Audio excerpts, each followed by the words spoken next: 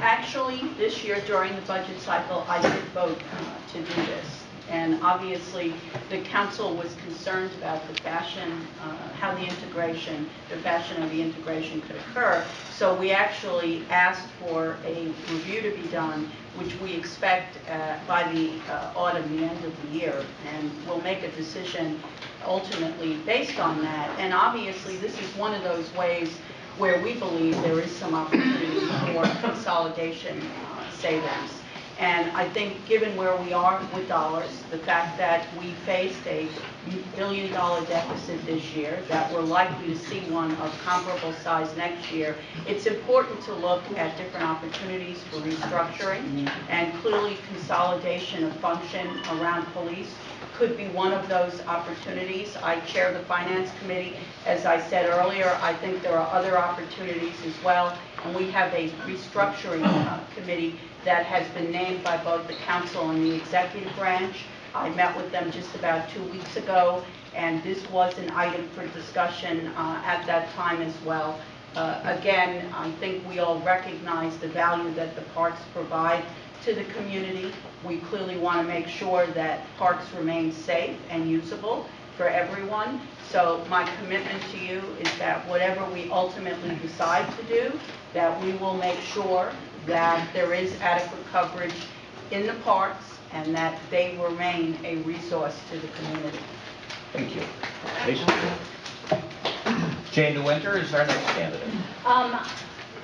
I've spoken with members of Park Police a number of times, as well as other people, to talk about this issue, and I'm not yet convinced that we in fact are going to be able to save money as well as preserve the level of protection that the Park Service parks currently preserve. I'm glad that the council is moving ahead with doing a more detailed study, because there are a number of big impediments or hoops to jump through. Number one, we have to put something through the state legislature to change the law. Number two, currently Park Police do not have the same level of qualifications requirements to be serving as officers in the regular police, so that there's a lot of technical issues to work out, because it's not clear that they could just be seamlessly merged in there. They also have an entirely different pension system, and you have to look at whether you're going to buy out the Park Police and shift it over. How is that going to happen? To me, it seems as though there are a lot of organizational challenges that could present a significant upfront cost, and I'm not sure whether, even on a financial basis, whether it's going to save money. There's also the additional question of Park Police have specialized knowledge.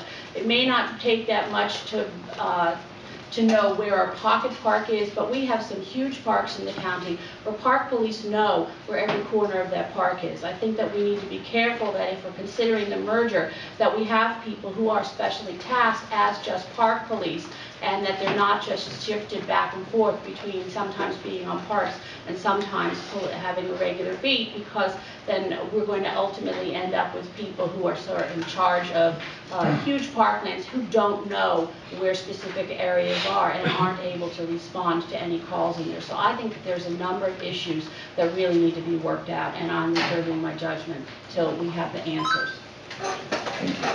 The next candidate is Nancy Florian. Thank you, Elliot. Well, Jane has outlined many of the issues. It's an interesting question that's been looked into kind of regularly, actually, and I don't support it. Based on my knowledge of the situation, it actually would cost more to merge the two operations. They do serve somewhat different communities with a shared purpose of public safety, and I think community safety is something that I'm at least really very concerned about right now in particular. We are looking at the consolidation of communication systems, but even there we have a whole collection of volunteers who perform thousands and thousands of hours of volunteer free service to the community, who are hooked into a Park Service communication system, but aren't appropriate to be hooked into the county police system. So we're looking at this. But it sounds like a no-brainer, but once you look into the details, I don't think it's really worth pursuing in any aggressive fashion. I do think public safety continues to be a huge issue for us, and what we need is to do what we can to support our police on the streets and in the parks, because that's where the people are. And crimes are committed everywhere, and they all locations in the county deserve respect and attention. And the last candidate to respond to this question is Raj Narayana. Thank you. To me, this is an example of process re-engineering that I talk about. And anytime you get into that, it is absolutely essential to look at the pros and cons. But what I have seen from my experience is that anytime you get into process re-engineering, people who are used to doing business the same way, they are the people who will raise the biggest objections to it. I have not been within the government, and therefore I cannot get into the details of what I support and what I don't in this matter. But I'll give you one example of re-engineering where there was tremendous opposition before the fact, and after the fact there was no opposition. Having been the president of our condominium association, which has 537 households, and we have a $5 million budget, we were in dire financial straits like what the county is in right now, which is why I chose to learn from that experience and run for the county. We ended up saving $170,000 in re-engineering on one single segment of our operation that was costing $300,000 a year. We have two big buildings, and we had 24 hours front desk staff, and they were spending their time opening the doors for people. And what we ended up doing was we put in a remote system for each unit to be able to remotely access the front door, and we put in monitoring cameras in the door that would record who comes in and goes out.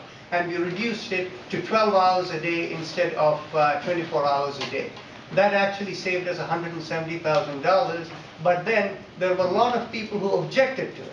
And the only reason it got done was because we were in dire financial straits and we had no other way to deal with it. But once we had done it, now it's 9 months down the road, there are no problems. People love the fact that they saved $170,000. So we need to be open to all these kinds of opportunities. Thank you.